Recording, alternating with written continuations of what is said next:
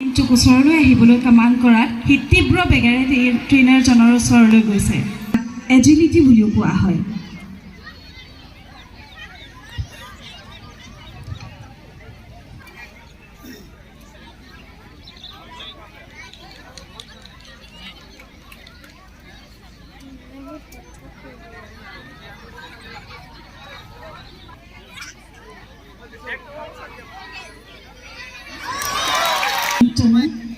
ট্ৰেইনাৰৰ মতে কমাণ্ড মানি চলিছে।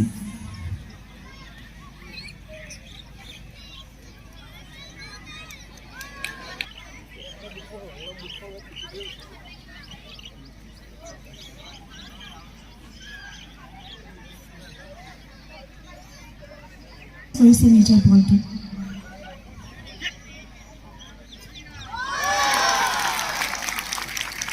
দেখা গৈছে।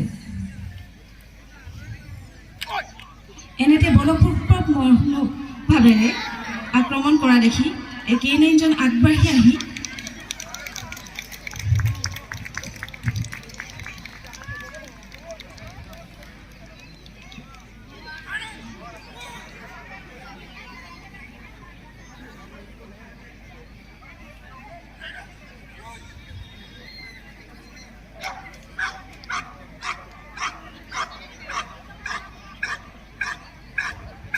এতিয়া চাওক কিদৰে সেই অচিনাকি ব্যক্তিজনক K9জনক কামোৰ ধৰিলে আৰু একেৰাহে ভুকি আছে।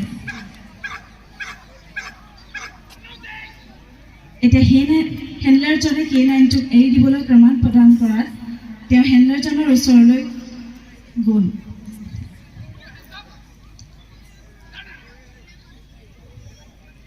K9টোৱে তেওঁক পুনৰবাৰ ষ্টে কমাণ্ড প্ৰদান কৰি তেওঁৰ ব্যক্তিজনৰ গাত কিবা সন্দেহজনক অস্ত্ৰ আছে নেকি তাকেই চাৰ্চ কৰিছে।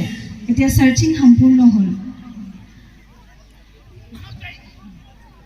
ইয়াৰ পিছতে ব্যক্তিজনক হাত ওপৰলৈ কৰি আগে আগে যাবলৈ নিৰ্দেশ দিব।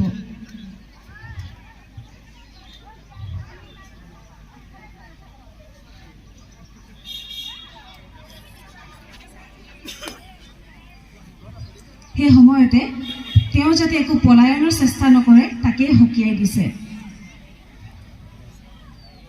এনেতে ব্যক্তিজনে পলায়নৰ চেষ্টা কৰে আৰু K9টোৱে তেওঁক পুনৰবাৰ কামুৰি ধৰে।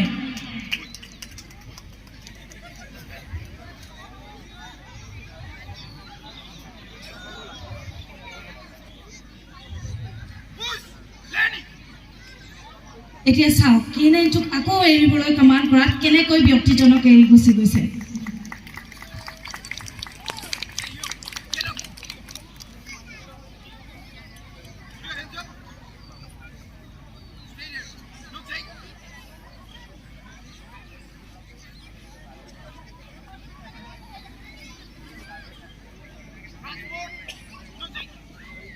এতিয়া হেণ্ডলাৰজনে K9টোক লগত লৈ ব্যক্তিজনক নিৰ্দিষ্ট স্থানলৈ লৈ গৈছে।